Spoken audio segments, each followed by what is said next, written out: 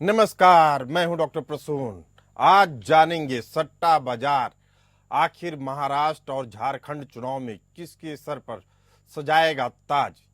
क्या इंडिया गठबंधन मार लेगा बाजी या एनडीए का कर देगा सुपड़ा साफ।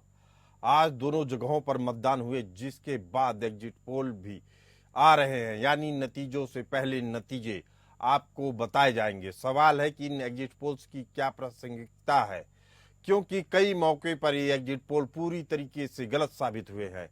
हम भी सवाल इसलिए खड़ा कर रहे हैं क्योंकि इसके पीछे कुछ कारण है, और वह कारण आप हैं। उत्सुकता ऐसी चीज है जिसे रोक पाना काफी मुश्किल होता है। यही उत्सुकता कई बार चुनाव आयोग तक को कटघरे में खड़ा कर देती है। कारण एग्जिट पोल में जीता हुआ दल अगर हार जाता है तो उसे लगता है कि उसके साथ जरूर कुछ गलत हुआ है, लेकिन अगर हारा हुआ जीत जाता है तो इसे लोकतंत्र की जीत बता देता है। महाराष्ट्र झारखंड विधानसभा चुनाव में सट्टा बाजार वोटिंग से पहले देश के सबसे चर्चित राजस्थान के फलौदी सट्टा बाजार ने दोनों राज्यों को लेकर अनुमान जारी किए हैं। महाराष्ट्र में महायुति और झारखंड में भाजपा गठबंधन की सरकार बनने की भविष्यवाणी की गई है।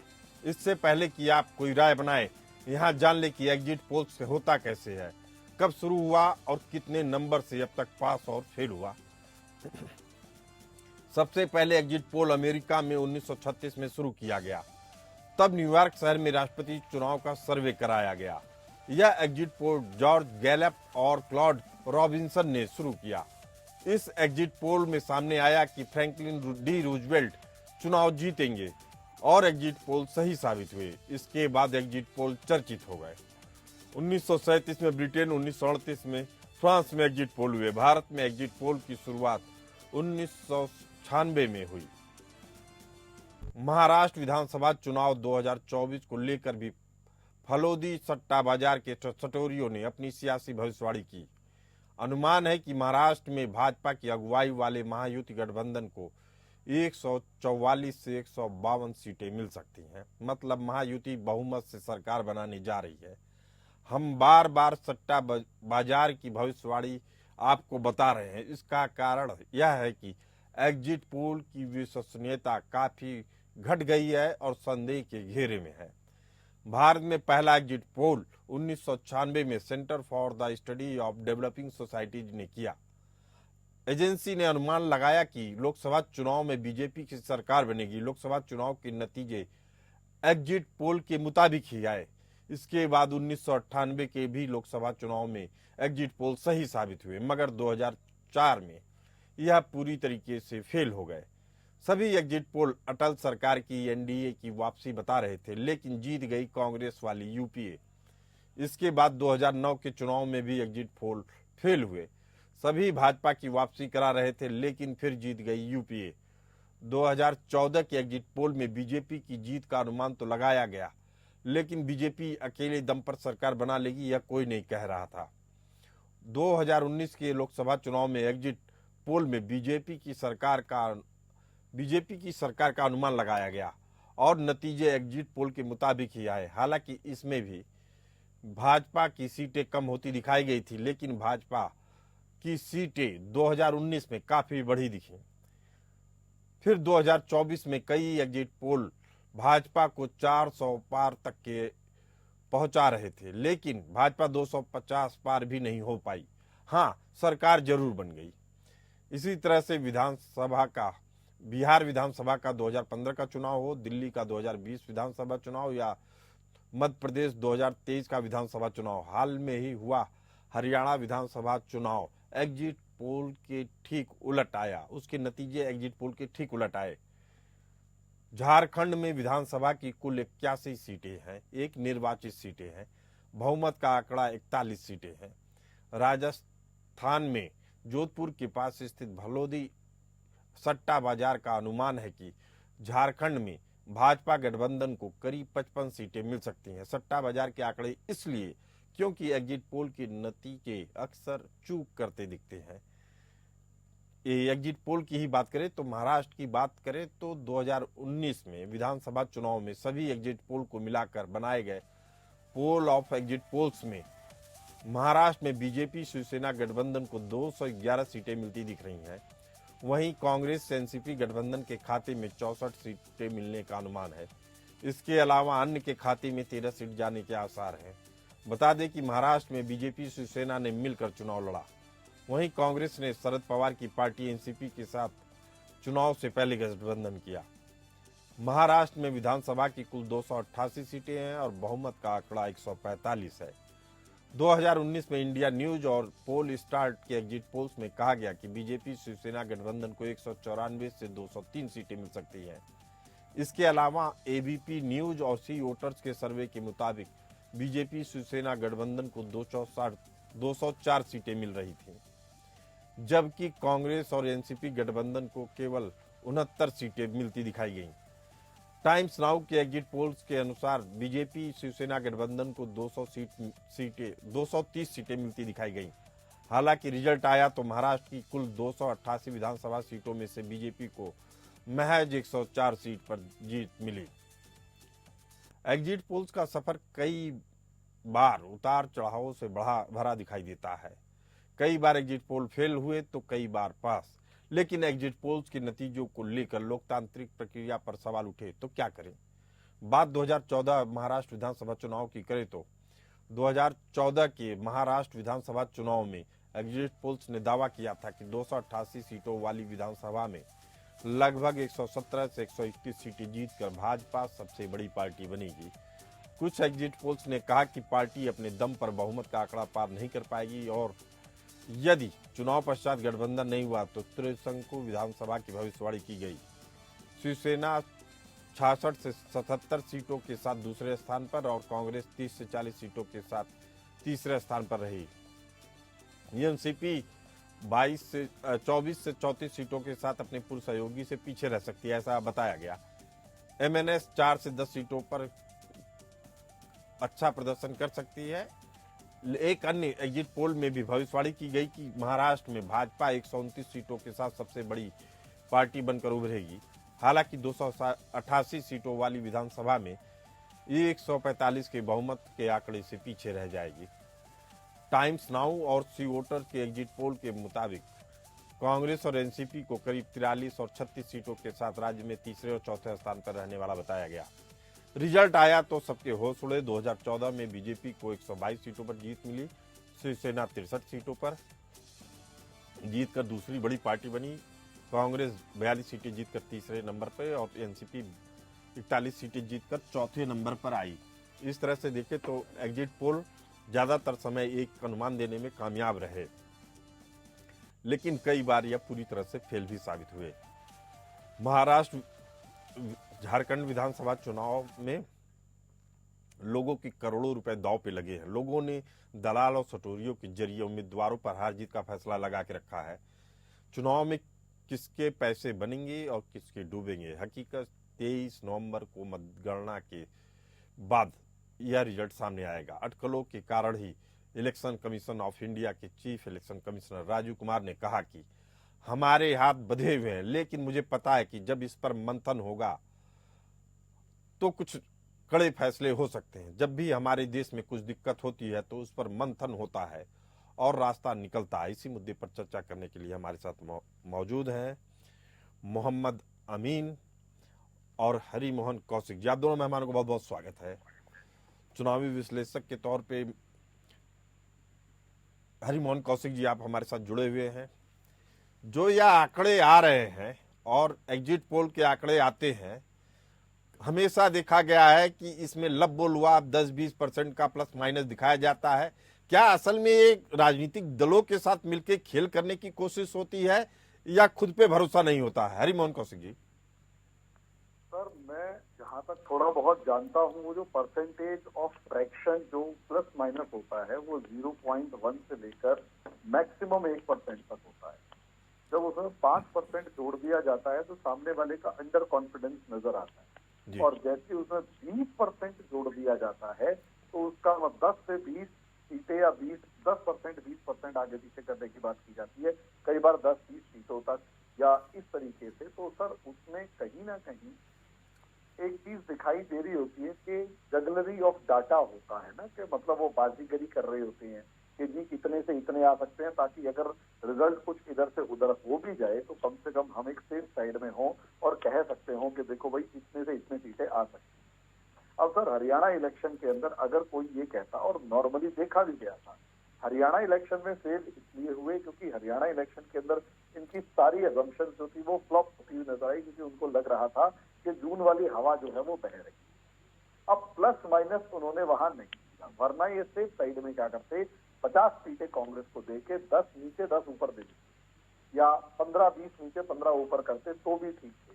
और हरियाणा में बीजेपी को अगर 30 सीटें 20 ऊपर और 10 नीचे दे देते तो भी ठीक थे। सब शॉर्ट में कहने का मतलब ये है कि अल्टीमेटली जब +20 और -20 परसेंटेज फॉर्म में भी अगर चला जाता है तो इसका मतलब ये है कि एक रॉ डाटा कोई सा उठाया गया, उसको विदाउट एनी एनालिसिस उठा के पटक दिया गया और ये कहा कि देखो हम ये कह रहे हैं कि इतना हो सकता है। ऐसा नहीं है हर जगह होता है, लेकिन कई बार क्या होता है, अगर वो हवा जो सामने है वही दिखाई दे रही है तो ये उसको पकड़ जाते हैं। लेकिन कभी कभार कई बार ऐसा होता है, जैसे हरियाणा में एक अंडर करंट होता है जो किसी को समझ में ही नहीं आता। 2004 के अंदर जो अंडर करंट था वो समझ में नहीं आया, यूपी के अंदर जो अंडर करंट था वो समझ में नहीं आया, उसके बाद राजस्थान के अंदर एक अंडर करंट था, महाराष्ट्र में एक अंडर करंट था जो समझ में नहीं। मैं हरियाणा इलेक्शंस की बात करता हूँ। हरियाणा इलेक्शंस के अंदर अगर मैं मोटा मोटा देखूं तो मेरे को जो दिखाई दे रहा था वो ये कि हरियाणा में एक जो डोमिनेटिंग कास्ट है वो कहीं ज्यादा एग्रेसिव है, और वो इतनी एग्रेसिव है कि उसने कहीं ना कहीं बाकी जो दूसरी जातियां हैं उनके अंदर एक अजीब सा डर पैदा किया ही किया, साथ में खुद के बहुत से लोगों के अंदर डर पैदा कर दिया। इसमें कुछ बयान वायरल हो रहे थे कि हमारी सरकार, बयान वायरल हो रहे थे जिसके कारण से ये एग्जिट पोल के नतीजे गलत आए। लेकिन चुनाव आयोग भी, उसके जो सीईओ है उन्होंने भी बार बार कहा है कि इस तरीके, chief election commissioner Rajiv Kumar ने कहा है कि इस तरीके की जो एग्जिट पोल होते हैं उनकी बात पे भरोसा कर लिया जाए, तो पूरी तरीके से उन्होंने फर्जी बता दिया। उन्होंने कहा मतदान के दिन जब पहली मतगणना शुरू होती है, पहले चरण की मतगणना आती है, तब तक 9:30 बज जाता है, लेकिन टीवी चैनल्स 8 बजे से ही दिखाना शुरू कर देते हैं। मोहम्मद अमीन साहब, जब इस पूरी प्रक्रिया पे ही चुनाव आयोग सवाल खड़े करता है तो बैन क्यों नहीं कर देता है? उसको किसका इंतजार है, सरकार का, न्यायपालिका का? यह कदम तो वह भी उठा सकती है अपनी तरफ से। देखिए, हमेशा इलेक्शन कमीशन ने, जब सीओ भी बता रहे हैं आप, हमेशा कंडेम किया है और कभी इसको बढ़ावा नहीं दिया एग्जिट पोल को, और उसको बैन भी लगाने की कोशिश की है। लेकिन आप जानते हैं कि भारत के अंदर संविधान के अंदर कोई परिवर्तन किया जाएगा, चेंज किया जाएगा लॉ के अंदर, तभी संभव है। आपको मैं एक मिसाल के तौर पे बताऊंगा कि आधार कार्ड को जोड़ना था अपने वोटर आईडी कार्ड से, इसके लिए भी लोग सुप्रीम कोर्ट चले गए थे, जबकि कई बार रिफॉर्म्स की बात आई है तो इलेक्शन कमीशन ने बहुत से रिफॉर्म्स किए हैं। उनमें की रिफॉर्म्स ये भी है कि इस पर बैन लगाना चाहिए इलेक्शन से, मतलब जब तक रिजल्ट ना आ जाए तब तक इस पे बैन रखना चाहिए, क्योंकि आप एग्जिट पोल बोलते हैं। एग्जिट पोल सिर्फ भ्रमित करने के लिए है और पॉलिटिकल पार्टियों को खुश करने के लिए। ये कोई अच्छा पोल का रिजल्ट नहीं होता है, सिर्फ झूठ बोलने के लिए इनका। और आपको मैं बताऊं कि मैं खुद काउंटिंग में रहा हूं, तो काउंटिंग में जब हम सबसे पहले बैलेट पेपर जो आते हैं, डाक मत पत्र, उनको हम गिनती शुरू करते हैं, और यहाँ गिनती शुरू करी, शायद मत पत्र होंगे 1000 या 500, उसके बाद ही इमीडिएटली शुरू कर देता है मीडिया कहना इस बात को कि वो जीत गया और वो राउंड आगे चल गया और वो पूरा रुझान दिखा रहे हैं। मतलब अब वोटिंग का जो आया है वो 1% भी नहीं है, टोटल वोट का 1% भी नहीं है, उसमें वो रुझान पूरा बता देते हैं सारा दिन का। तो सही कहा है हमारे जो सीईओ ने कहा है कि पहला जो हमारा रिजल्ट का काउंट होता है वो 9:30 बजे डाटा आता है, उसके बाद 11:30 बजे आता है, उसके बाद 1:30 बजे आता है, और हमने जो है 1:30 बजे तक तो चुनाव की गिनती पूरी भी कर दी। सवाल इस बात का है, सवाल ये लोग प्रोफेशनल लोग हैं, ये सिर्फ जनता को भ्रमित करना, पार्टियों से पैसे लेना और झूठ बोलने के अलावा एक मनगढ़ंत अपना एक बैठ जाते हैं, कोई सेफ्रोलॉजिस्ट बन के बैठ गया, कोई उसके एक्सपर्ट बन के बैठ गए, कोई इसका डाटा एक्सपर्ट हो गया। सब झूठी बातें हैं। जनता सीधा वोट देती है, जनता समझ चुकी है देश में कि कितने लोग मक्कार हैं, उनका काम करेंगे नहीं। मोहम्मद अमीन साहब, मैं आपको एक बात बताना चाहता हूं जी। Chief election commissioner Rajiv Kumar जब ये बात बता रहे थे तो उन्होंने यह भी बताया कि संवाददाता होते हैं, उनको जानकारी नहीं होती है। लेकिन आपको बताऊं कि जब जनगणना होती है, मतगणना जब होती है, तो कई रिपोर्टर बहुत ही स्मार्ट होते हैं, वह अधिकारियों से मोटे मोटे तौर पे पता कर लेते हैं कि कौन लीड ले सकता है। उसी तर्ज पे वो अपने हेड ऑफिस में सूचना भेजते हैं कि हमारे यहाँ से फलाना जी जीत रहे हैं, अभी जो बैलेट आए हैं उसमें लग रहा है, जो छटाई हो रही है उसमें से इनका बीजेपी लीड कर सकती है, और उसको इस तरीके से बताते हैं कि वह लीड कर रही है, या कांग्रेस लीड कर रही है, या कोई अन्य पार्टी लीड कर रही है। इसके बाद यह भ्रम तो बनता ही है कि आखिर जब तक चुनाव आयोग नतीजे न घोषित कर दे तब तक आप कैसे कर सकते हैं अनुमानों पे। और यह अनुमान यहाँ तक ही नहीं है, अब तो सरकार बनाने बिगाड़ने में भी सर्वे की महत्वपूर्ण भूमिका सामने आ रही है। ऐसे में हरिमोहन कौशिक जी, चुनाव आयोग को कदम उठाना होगा या न्यायपालिका को या कार्यपालिका को? कार्यपालिका पहले आएगी, बाद में न्यायपालिका आएगी। हरिमोहन कौशिक जी। सर माफ कीजिएगा, थोड़ा सा कदम उठाए थे, रिस्ट्रिक्शंस लगाई गई थी जब एक वो एग्जिट पोल से पहले, ओपिनियन पोल और एग्जिट पोल पहले आ जाते थे वोट पड़ने से पहले कि हमारे हिसाब से ये रिजल्ट आना चाहिए और इस तरीके सरकार बन रही है, और वो पब्लिक को काफी इन्फ्लुएंस कर देते थे। तभी हम देखते हैं कि वोट खत्म हो जाते हैं या वो गेट्स बंद हो जाते हैं, उसके बाद एग्जिट पोल्स आना शुरू होते हैं। तो थोड़ा सा तो रिस्ट्रिक्शन लगाया था, लेकिन हमें समझना होगा कि हमारे कंट्री के अंदर जो freedom of speech and expression का जो राइट है और उसको जो मिसयूज किया जाता है, ये एग्जिट पोल असलियत में मैं बहुतों से बात कर चुका हूँ, इवन मैं बहुत सारी आपके जर्नलिस्ट वगैरह से बात करता हूँ या इन सबसे, तो ये पता है कि ये कहते हैं कि भाई हमारे freedom of speech and expression, ये लोग मार्केटिंग करके एक तरीके से जोश दिला के, शोर बचा के बहुत सारे पैसे कमा रहे होते हैं, हर कदम के ऊपर एडवर्टीजमेंट के पर सेकंड के हिसाब से पैसे ले रहे होते हैं, उसको बेच रहे हो। सर जब तक सेंसेशन क्रिएट नहीं होगी चीजें बिकेंगी, और जो भी कर रहे होते हैं उसके पीछे सर सेंसेशन क्रिएट करना होता है और उसके पैसे बनाने। मोहन कौशिक जी, अगर ये सेंसेशन ही पैदा करना है तो सही खबर देख के भी किया जा सकता है, जैसे सट्टा बाजार है। आपने देखा होगा 2024 के लोकसभा चुनाव में जो नतीजे सामने आए उसमें सबसे अच्छी भविष्यवाणी, किसी भी एग्जिट पोल से ज्यादा अच्छी भविष्यवाणी इन सट्टा बाजारों की थी। फलोदी की बात की जाए तो उसने बता दिया था लगभग इतनी सीटें आएंगी, 10-5 सीटें ऊपर नीचे होके नतीजे वही आए। तो क्या जो बात सट्टा बाजार समझ ले रहा है वो करोड़ों रुपए लेने वाले एग्जिट पोल वाली कंपनियां नहीं समझ पा रही हैं? संदेह इसीलिए उठता है। जी सर, ऐसा भी तो हो सकता है कि सट्टा बाजार के हाथों में ये सर्वे कंपनियां और ये सब खेल रहे हो, ऐसा भी मैं आरोप लगा रहा हूं कि भाई हो सकता है खेल रहे हो, क्योंकि नहीं, लेकिन सर्वे कंपनियां बता रही थी बीजेपी 400 पार, 350, लेकिन 250 के नीचे तो कोई लाया ही नहीं था। ये तो केवल सट्टा बाजार बता रहा था, और जितने सट्टे बाजार थे सब इसी के तकरीबन बता रहे थे, 250, 60, 70, इससे आगे कोई नहीं जा रहा था। सर तो उसी में तो पैसा बनेगा। आप थोड़ा सा इस डिस्कशन को डेविएट करके देखिएगा, दुनिया ने पैसा लगाया 400 पार के ऊपर कितनी सीटें आएंगी, और वो सीटें आ गई 242। तो सब कुछ अगर औंधे मुंह गिर गया तो सारा पैसा तो सट्टे वाले के पास रह गया। जी जी, तो ये एक सेंसेशन क्रिएट करके डॉक्टर मोहम्मद अमीन हरिमोहन कौशिक जी बेहद रोचक बात बता रहे हैं, कह रहे हैं पूरा सट्टा बाजार ही है और चुनाव आयोग कुछ नहीं कर पा रहा है।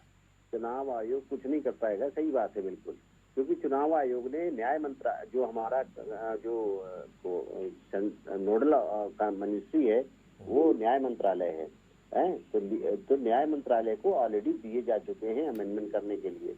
अब भारत सरकार करेगी इसको पार्लियामेंट में पास, तब ये लागू होगा, तब न्यायपालिका उसको लागू करेगी। जब तक ये नहीं करेंगे तब तक कैसे बैन लगेगा? सवाल तो नेताओं का है। नहीं, लेकिन सवाल तो फिर चुनाव आयोग पे भी खड़ा हो रहा है ना। जब अगर मेरे मन की चीजें आ गई तो हमने कहा लोकतंत्र की जीत हो गई, जब हमारे मन की चीज नहीं आई तो हमने कह दिया कि देखिए उसमें सर्वे में तो आया था हम जीत रहे थे, इन्होंने बेईमानी कर ली। 2014 में, उससे पहले भी दी गई, कई बार दी जा चुकी है, सब न्याय मंत्रालय में लंबित पड़ी हुई है। मैंने आपको एक उदाहरण बताया था कि वोटर आईडी कार्ड को जोड़ा गया आधार कार्ड से, उसके बाद भी कोर्ट पे चले गए थे लोग। हमने 60 करोड़ आदमियों के जोड़ दिए थे, लेकिन लोग चले गए कोर्ट में। फिर क्या हुआ, इसको भारत सरकार ने पास किया अपनी कैबिनेट में, वो डिसीजन दिया कि 2 साल 2.5 साल पहले की बात है, तब जाके ये इनरोल हुआ है। सरकार चाहेगी तब होगा ये संभव, सरकारें नहीं चाहेंगी तो नहीं होगा, क्योंकि पार्लियामेंट में कानून बनाना है उनको, वो लोग नहीं चाहते हैं। बहुत सी चीजें लंबित पड़ी हैं, एक नहीं बहुत सी चीजें लंबित पड़ी हैं, इसको देखिए ना पहले आप, और फिर वो न्यायपालिका उस पर एक्शन लेती है। जी हरिमोहन कौशिक जी, जो एग्जिट पोल सामने आ रहे हैं या आने वाले हैं, उनसे क्या उम्मीदें की जा सकती हैं? क्या ये चुनाव प्रक्रिया को डैमेज कर रहे हैं, चुनाव की शुचिता को खराब कर रहे हैं?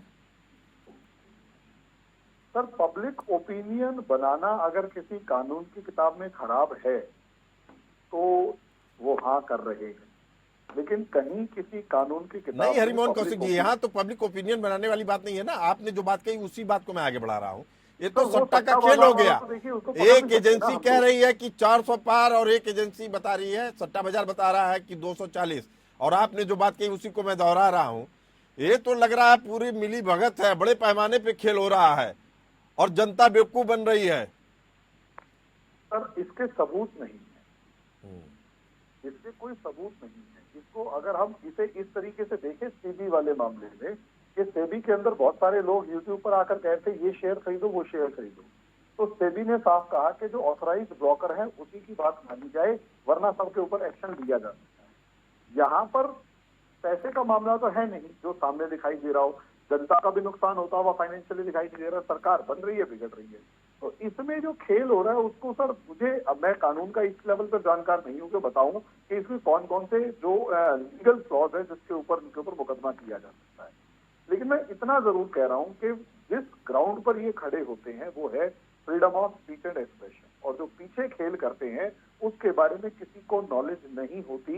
वो बहुत अंदर खाते की बात है, तो चुपचाप बैठे बैठे वो ये कह रहे होते हैं, अच्छा इसको ऐसे बना लो, इसको ऐसे बना लो, इसको यहाँ उठा दो और इसको यहाँ गिरा दो, और जैसे ही यहाँ उठा दो और गिरा दो तो उसके बाद जो सट्टा बाजार के अंदर उठापटक होती है सर, लाखों करोड़ रुपए पैसा, लाखों करोड़ रुपए इधर से उधर हो जाता है, अगर फालोदी सट्टा बाजार या दूसरे सट्टों की अगर बात करते हैं। तो सर, इससे opinion साफ making है कोई बुरा कि काम नहीं माना गया। इससे साफ वो है कि जितना चुनाव नुकसान- आयोग जो कह रहा है बात कि अगर इस पे मंथन नहीं किया गया तो बड़ा नुकसान होगा, और आने वाले समय में सरकार को मंथन करना पड़ेगा, न्यायपालिका को भी मंथन करना पड़ेगा। इस चर्चा में आप दोनों खास मेहमान जुड़े रहे, आप दोनों का बहुत बहुत धन्यवाद। फिलहाल इस चर्चा में इतना ही, हमें दीजिए इजाजत, चलते रहिए एपीएन न्यूज के साथ।